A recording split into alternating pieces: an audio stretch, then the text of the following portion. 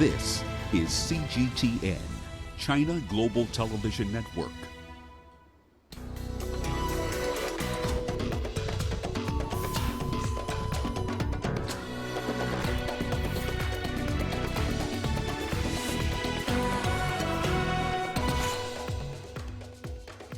South Sudan's opposition leader Riek Machar seeks further delay to unity government. Libyan MPs meet in Cairo to find solution to the Libyan crisis. And more students rescued in Nigeria as crackdown on Islamic schools continues. Hello and welcome. You're watching Africa Live. We're coming to you live from Nairobi. I'm Hannah Viviers. Here are more stories you can expect this hour. British Prime Minister Boris Johnson to take his Brexit deal back to Parliament as he pursues an October 31st exit date. And in your sports news, South Africa in party mood as the Springboks beat Japan to advance to Rugby World Cup semis. Let's begin the bulletin in the Democratic Republic of Congo, where a bus accident has left at least 24 people dead in the western Banzangungu city. About 16 others were injured after the vehicle's brakes failed, causing it to veer off the road, crash, and then burst into flames. More than 100 passengers are said to have been on board when the incident occurred. The bus is suspected to have been carrying fuel, alcoholic beverages, and other goods among the passengers.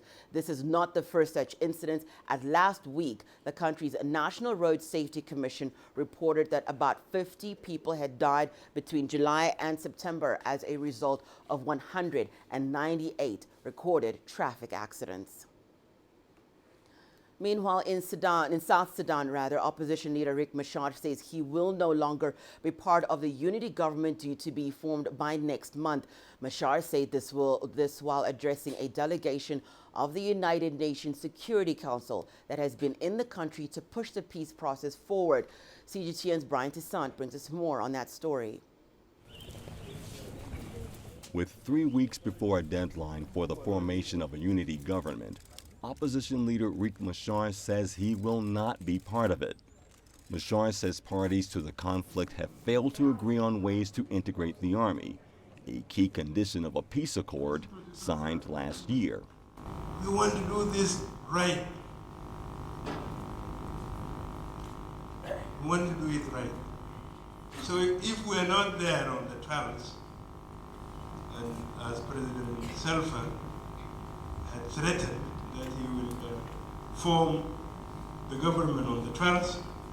I ask my colleagues here, don't blame us. We have a volatile situation that we want to control. We want this country to be peaceful. A UN security delegation has been in Juba for talks with both Machar and President Kiir.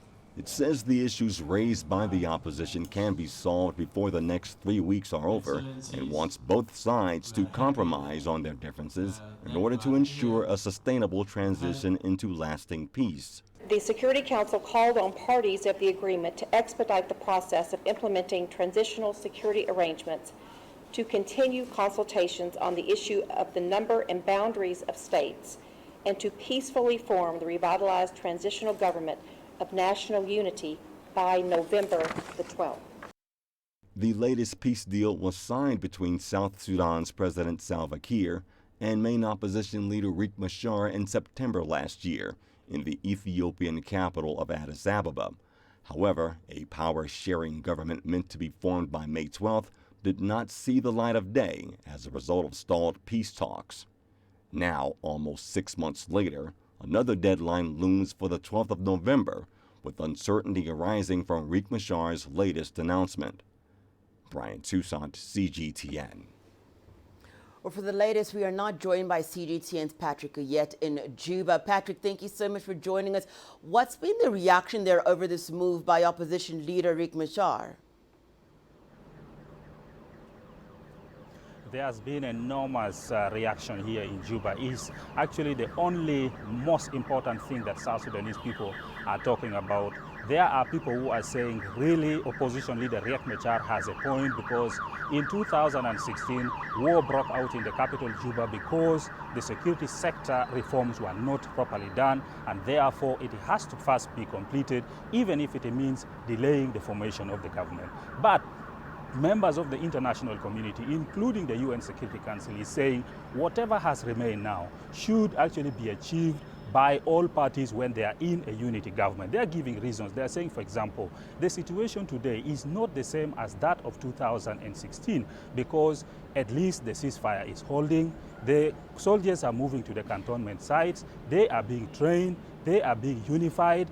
And roads are open. Aid agencies are moving. So the two principles should actually agree so that a government is formed, and when a government is formed, then the other issues could actually be resolved when they are already in the government. Now, some other members of the public are also asking the question that now, if you reunify the army now, then Riek Machar therefore will not have forces. The forces will belong to President Salva Kiir. Then what guarantee would be there that if Riek Machar's security is not proper, his troops would save him if they are already united? So some people are saying the best time to form this government is now. Whereas there are those who fear, and genuinely, because they have been here in 2016, they have suffered, they have seen what war can cause when security sector reform is not proper. So that is the situation on the ground. People are divided about this issue.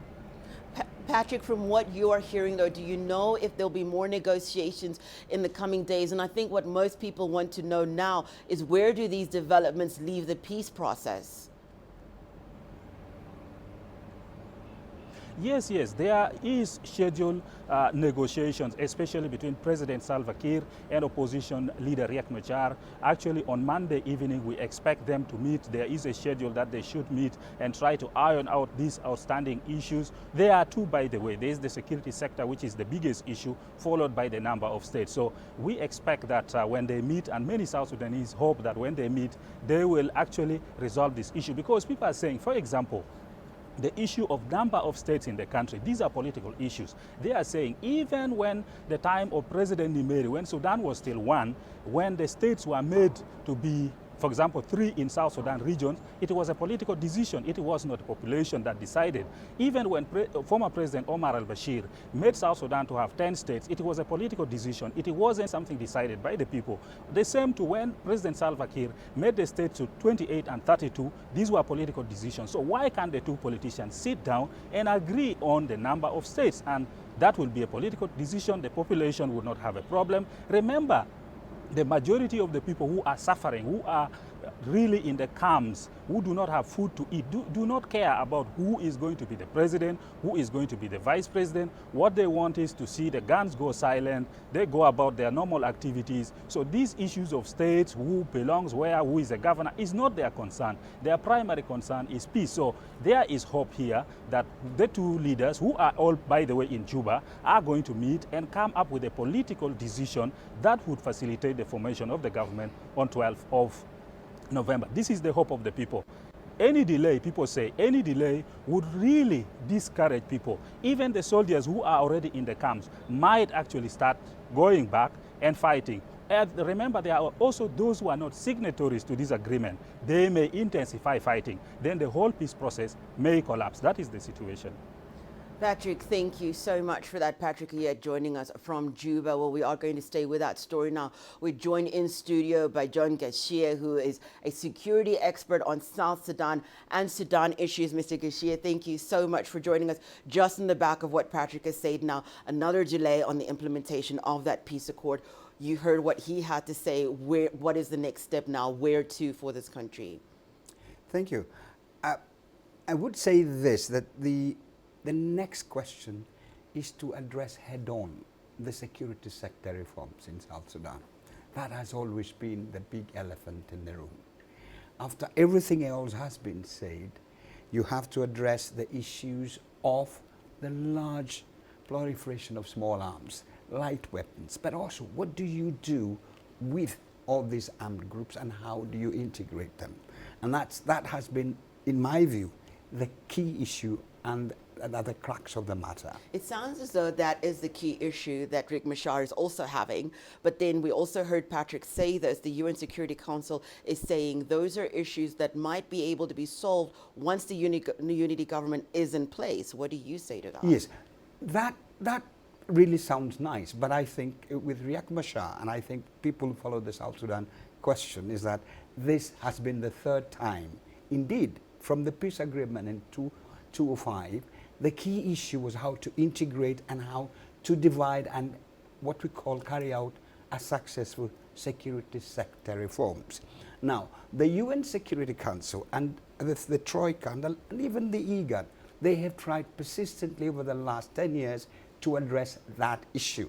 That issue is still at the core of this. Put it this way, you're talking about creating a force of nearly 83,000, and you wanted to have that force, half of it coming from Riek Machar. In 2015,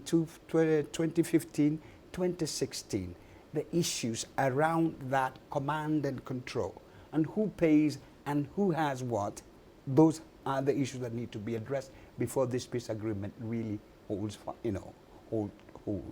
Well, with this delay that has happened now, we're hearing that the U.S. says it will not accept any more delays. It's reviewing its relationship now with South Sudan. In your opinion, what will it take for South Sudan, for the leaders to come together and to make a peace deal that is going to hold in terms of just committing to the process? It's a very good question.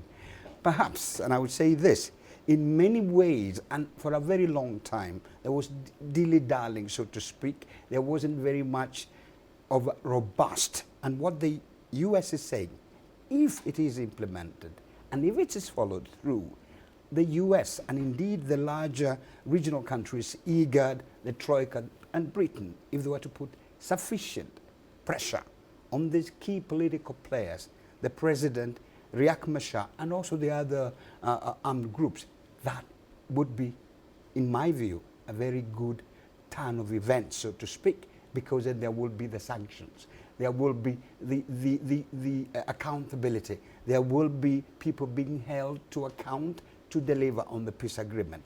The US statement, in my view, is a very welcome development. I would like to imagine that possibly IGAD, I'd like to imagine that possibly the African Union, and I would like to imagine more specifically Kenya, Ethiopia, and Sudan would put their foot down and put their money where their mouth is, because that is the crux of the matter. Mr. Kashia, thank you so much for joining us. John Kashia, a security expert on South Sudan and Sudan issues. Well, we're now going to Libya, where it's been almost a decade since Libya's former leader, Colonel Muammar Gaddafi, was deposed, hunted down, and killed. But is life better for the average citizen? The following report looks into that. Libya was once one of Africa's most developed nations, with the highest life expectancy on the continent. But now, the oil-rich nation is beset by one crisis after the next. The west of Libya is ruled by the Government of National Accord, internationally recognized and backed by the United Nations. Meanwhile, the east remains under the control of General Khalifa Haftar and the forces loyal to his self-styled Libyan National Army. These two centers of power run parallel institutions and are backed by armed militias. Since April, they've been locked in battle around the capital Tripoli. But the struggle for control in Libya has also turned into a proxy war. In addition to oil interests, rivalries in the Gulf and Europe are playing out in Libya. Amid the chaos, Libya is still a main point of departure for migrants headed for Europe. But not everyone makes it to the shores of the Mediterranean Sea. Thousands are held indefinitely in detention centers. Conditions are brutal, and many are at risk of being caught up in the crossfire around Tripoli. And as stranded migrants continue to be rescued by the Libyan Coast Guard, the cycle only continues. Daniela Pearson, CGTN. Okay, we are going to take a short break now. When we return, more news. Do stay with us.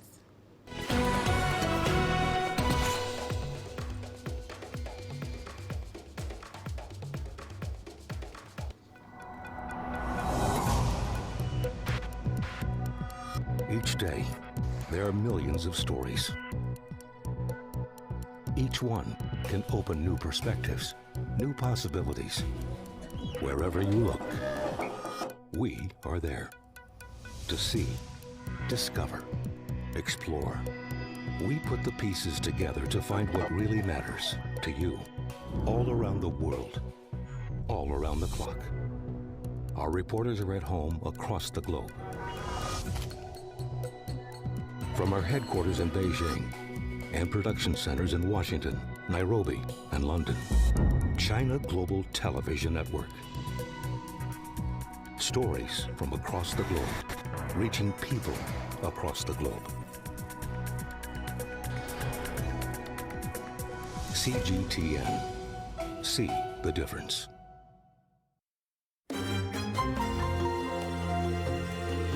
Africa Live. Find your voice.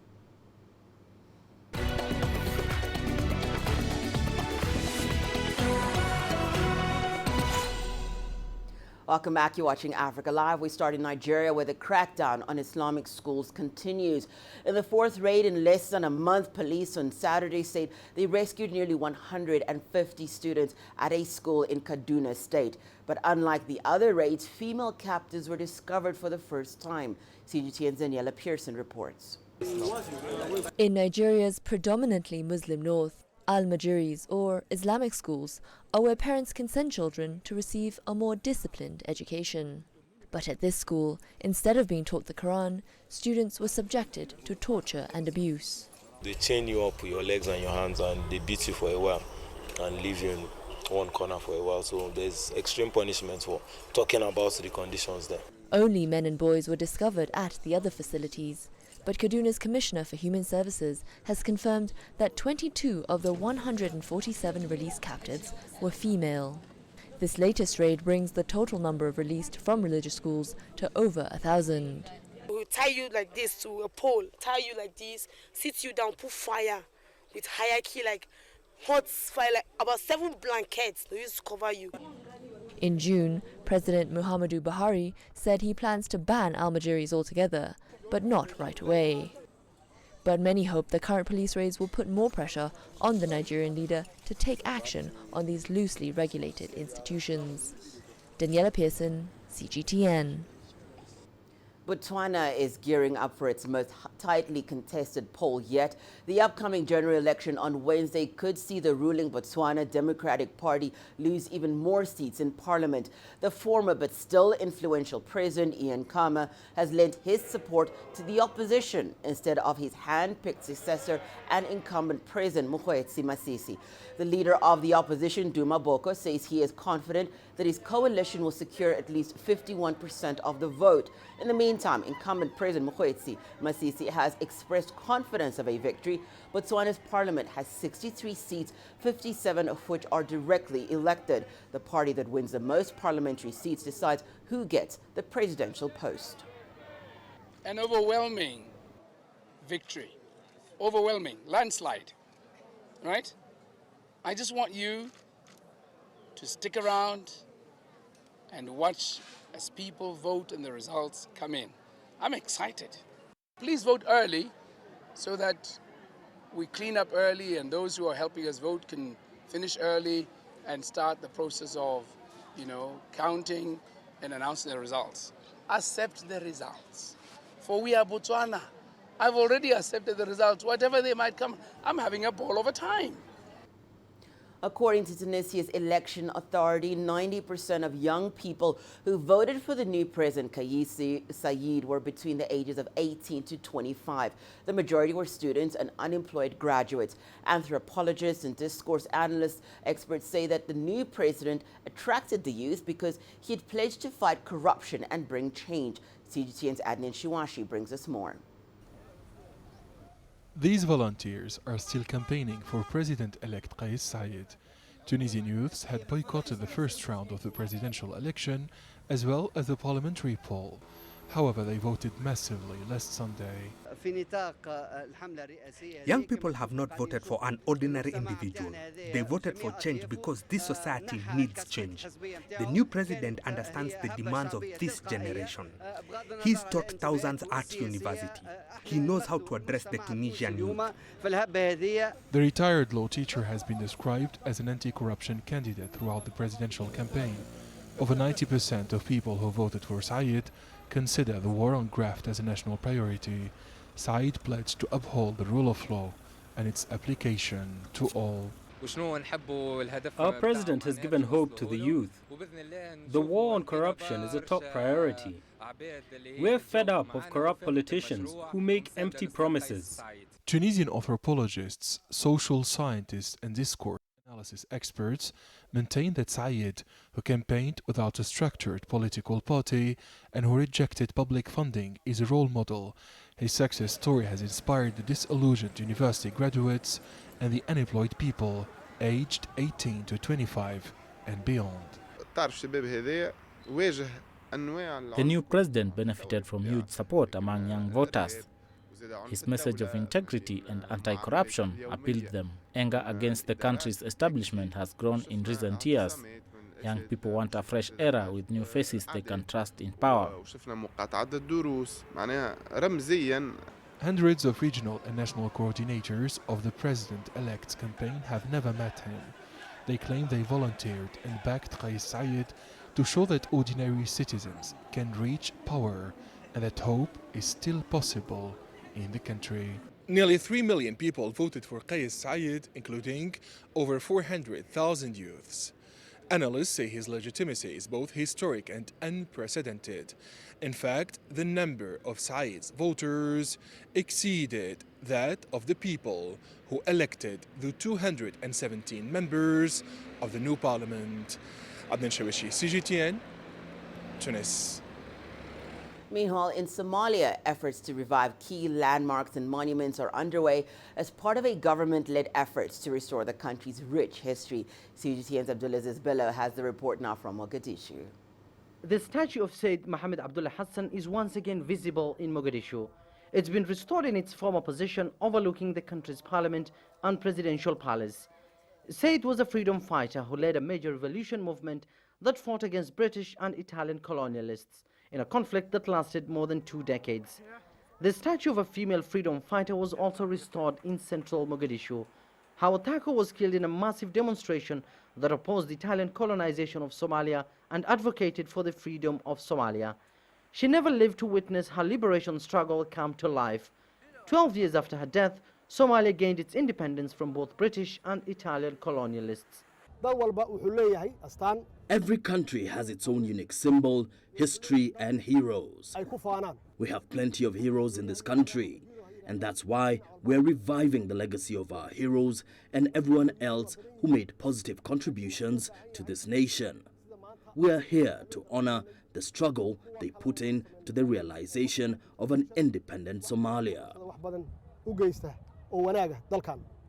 A monument to honor the first modern Somali political party, the Somali Youth League, was also revived in one of Mogadishu's neighborhoods. Locals have welcomed the government's efforts to revive historic monuments and key landmarks.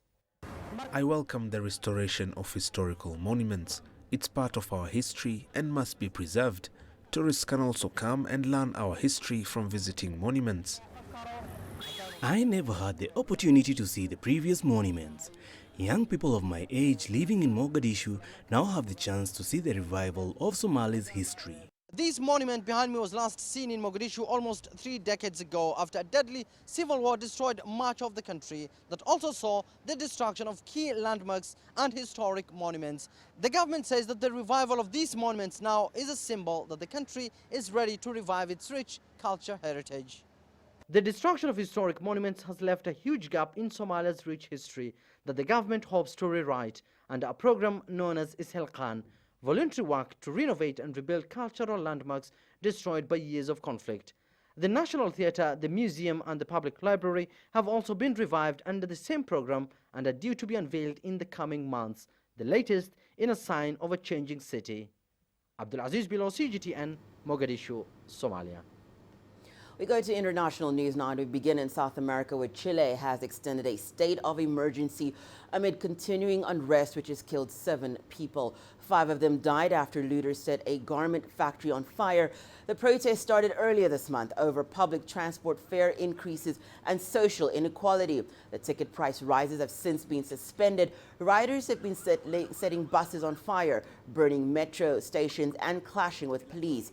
President Sebastián Piñera declared a state of emergency on Friday and deployed thousands of troops to contain the protests. The military announced curfews over the weekend. Authorities report over 100 serious incidents throughout the country, with almost 1,500 people detained.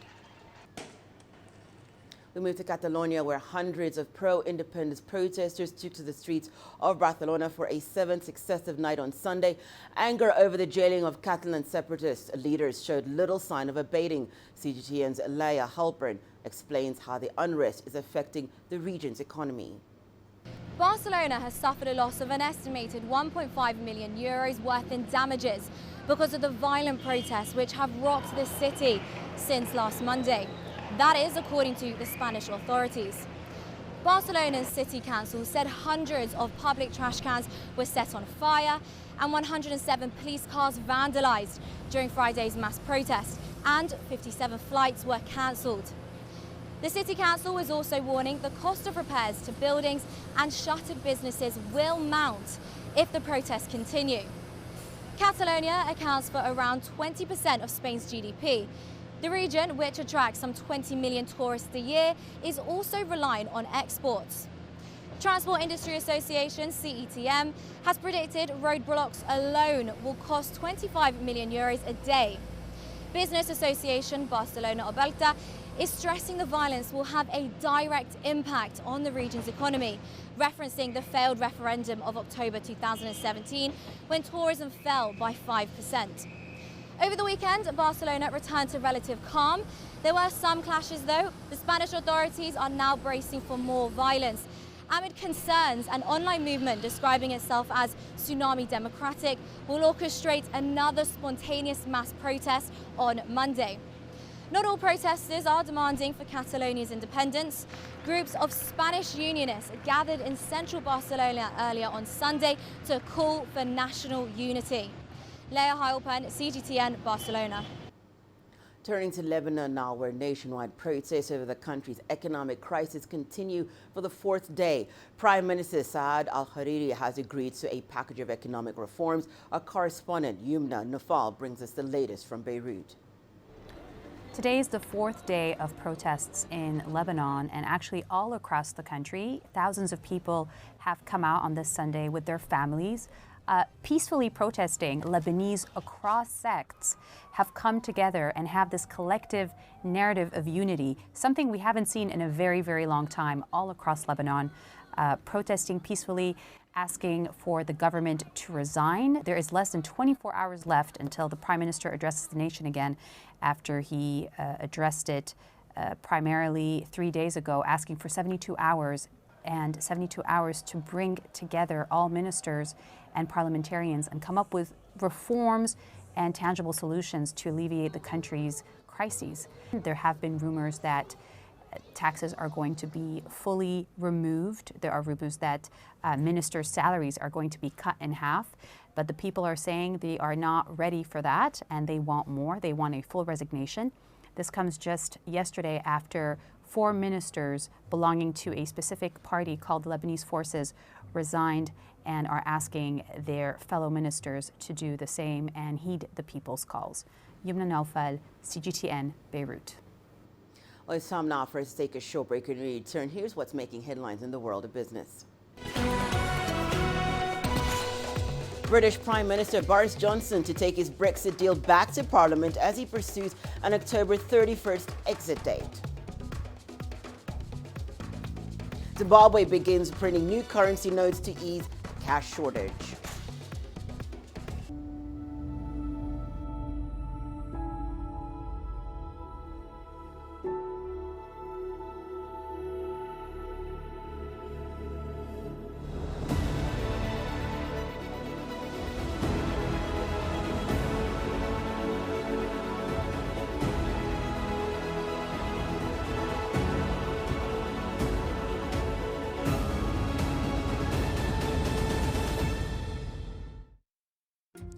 Africa is the nexus of enterprise, and global business will tell you why it matters. From the mega investment projects to multi-billion-dollar mergers and acquisitions. Africa today collects, just in terms of revenues from taxes alone, $545 billion a year. If you take 10% of that and you devote it to the energy sector, problem solved. All this on Global Business, weekdays at this time on CGTN. There's more to this place than just glorious landscapes. There's more to it than just, say, Table Mountain or glorious, endless salt flats. There's more to it than countries that are home to some of the deepest mines in the world. There is so much more to this place, even if it is home to some of the finest diamonds on the planet. It is the sheer diversity of the people who call Southern Africa home, and the relentless drive to make it a better place that make it so special. And we know that because this too is home.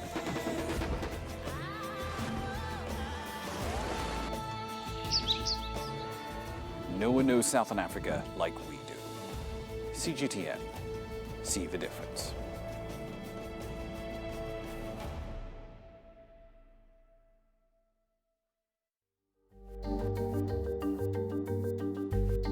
Africa Live. Find your voice.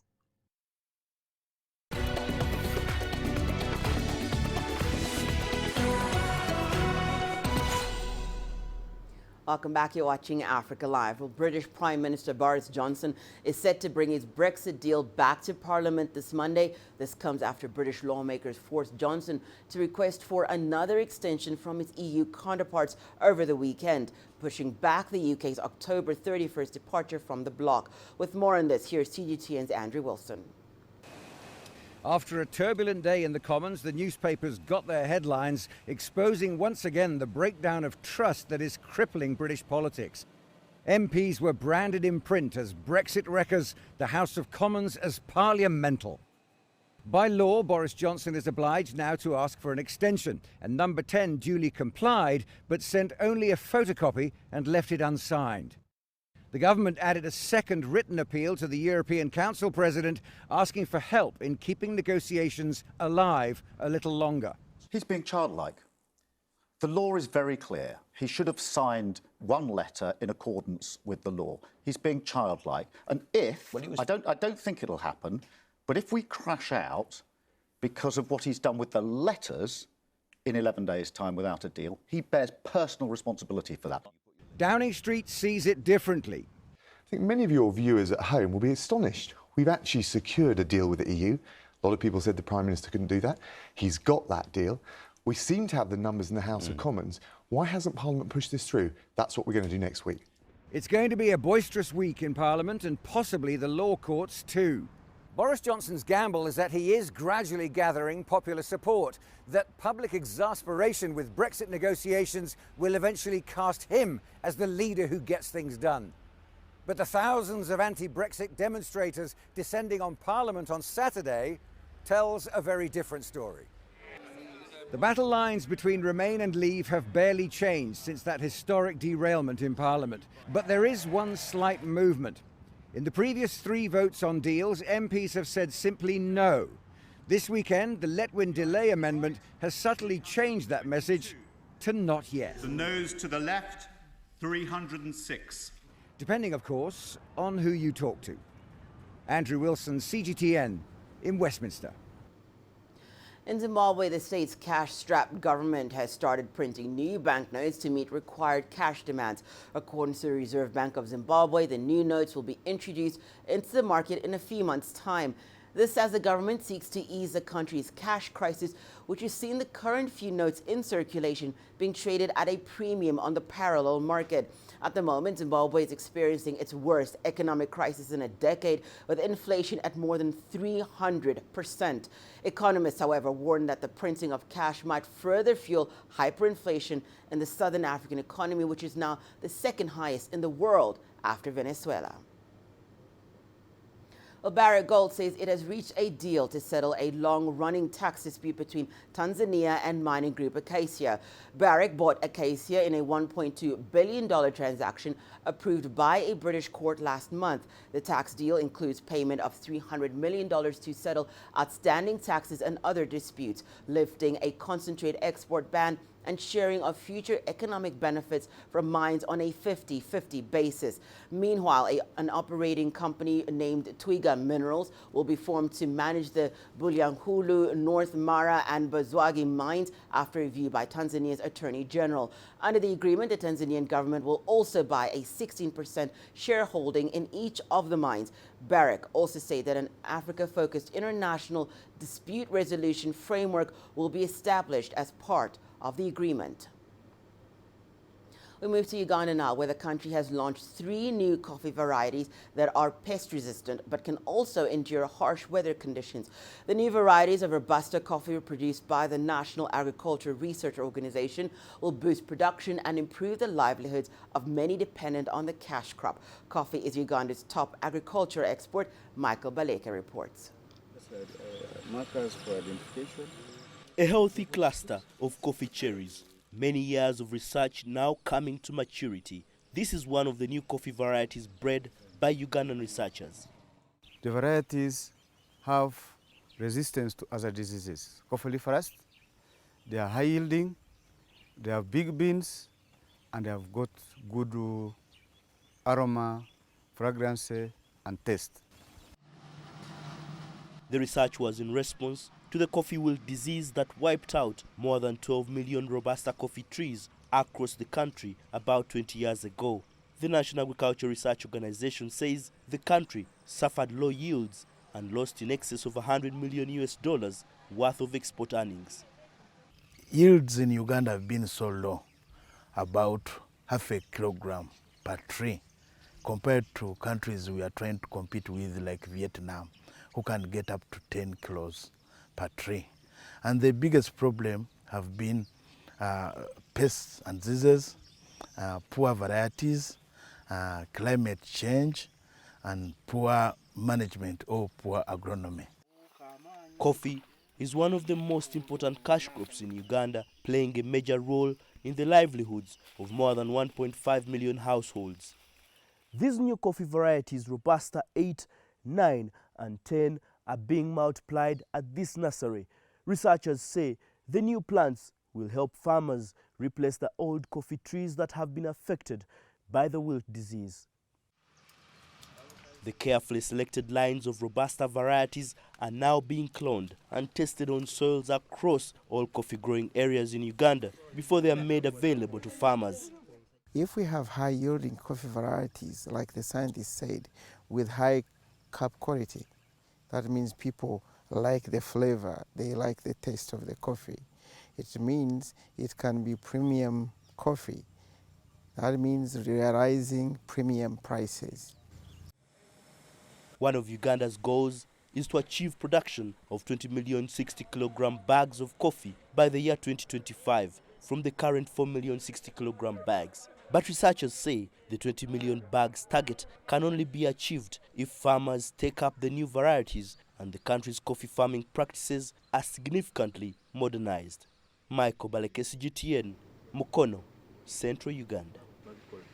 Well, the annual Cape Town International Boat Show, South Africa's premier boating and luxury lifestyle event, has concluded at the V&A waterfront. The event attracted a huge number of visitors and investors from home and abroad. The 19th edition of the Cape Town International Boat Show brought together manufacturers, buyers of luxury boats, accessories and marine equipment to gather, share and explore the intricacies of boating and related industries. This year included a special VIP boat cruise experience on the 60-foot luxury Ocean Princess, a display of the world's finest yachts, catamarans and exotic boats, and more than 12 water activities over 3 days. There's a lot of water sports activities such as kayak canoeing, that type of thing. There's kayak water polo, there's a little optimist race, which is a small sailing yacht race. So it's a really fun outdoor weekend, which mixes a lot of outdoor activities, but with the luxury and lifestyle that a lot of people would like to enjoy. South Africa's government sees the event as another opportunity to promote the country's tourism sector. Officially have opened the show for the people to can start enjoying the yachting and the shipping in the waterfront. This happens on an annual basis, and very excited because this is October month, which is transport month. So we really are saying let's showcase who we are as South Africa, because this is one industry which actually a lot of people don't have a lot of information about, and it's high time that we start talking to the people to say, let's look at marine industry and say, how can we be able to work on the marine industry. Foreign investors, on the other hand, got the chance to look into other business prospects within the industry. South Africa is having a good boating technology and good boating market. Really, in Sri Lanka, we are developing our boating industry, especially leisure and fishing. So we are thinking of seeking some opportunities, especially in joint venturing, investments and exporting our products to not only South Africa, but some other countries in South African regions. We are seeking some opportunities. The three-day event saw between 10,000 to 12,000 visitors enjoy the display, activities, and head out onto the water over the weekend. Alexandria Majala for CGTN. Time now for us to take a short break, but we have more news for you. Here's what you can expect. From Kizomba to bachata, Afro-Latin dance comes to life in Niger's capital, Niamey. Join us in Global Business and see Africa through our eyes. The greatest journeys, the greatest sights, the greatest adventures. Here in Panata, this weir allows the locals to walk on water. We're far more than just TV news. We're your passport to the wonders of Africa. To bring you stories of struggle, survival and hope.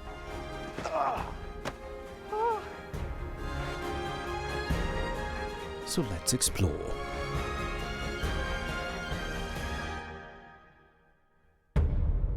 CGTN. See the difference.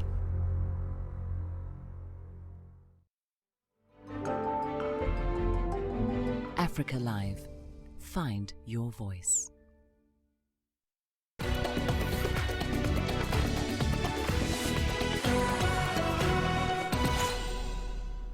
Welcome back. You're watching Africa Live. Well, Afro-Latin dance is gaining traction among young people from West African countries, from salsa to kizomba and bachata, and for around $25, a local school in Niamey provides lessons and space to practice. CGTN's Daniela Pearson brings us more. 1, 2, 3, 5, 6. The idea of the founder Fatou Plazier is to encourage artistic and cultural initiatives in Niger. 1, 2, 3, 4, 5, 6, 7, 1, 2, 3, 4, 6. In this center, young amateurs come every evening to learn how to dance. I started this small club where we come to train every week with a small emerging community of salsa, afro, kizomba and bachata dancers. We are proud and delighted. We get to have 30 regular students coming and even more new ones. En fait, la danse afro-latine. Afro-Latin dance is a fusion of African and Latin dance. Tonight, we had a salsa class. Salsa is an African dance that originated in Benin with our ancestors who started with dances like kun and chekume. La salsa, en fait, est une... The classes cost only about $25 per month, and according to the initiator, it only takes 6 months to master the art. And many are becoming genuine enthusiasts.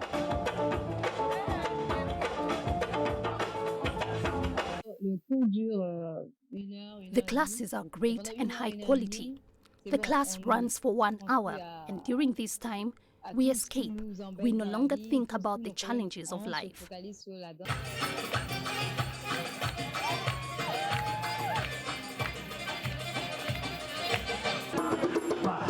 Aside from promoting peace and health, the dance initiative brings several countries in the West African sub-region together.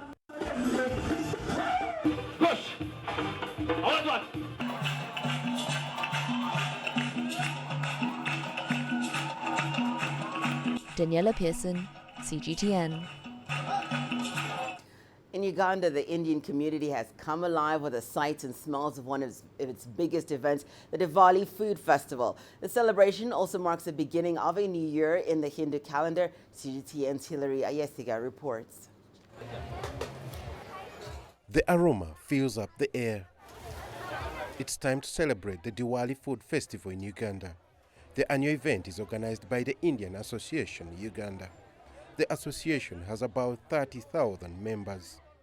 And this occasionally who people come for enjoy, they like this is fast food, it is not disturbing stomach, it is very digestible, that's why people like it too much. And there is plenty to choose from.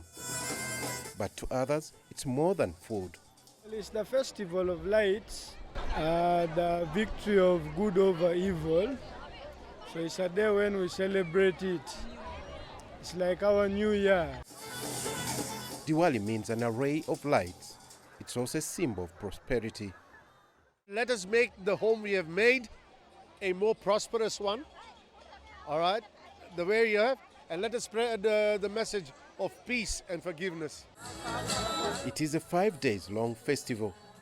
Over 5,000 people have gathered here to celebrate Diwali festival. Organizers of the event say through such gatherings, they are able to pass on the ritual to the young generation. And to spice up the day, celebrants dance to Indian music. Then fireworks lit up the dark, a symbol of victory of good over evil. Hilary Ayesiga, CGTN, Kampala. Well, it's time now for us to take a short break. It's sports news after the break. Here's some highlights. South Africa in party mood as the Springboks beat Japan to advance to Rugby World Cup semis.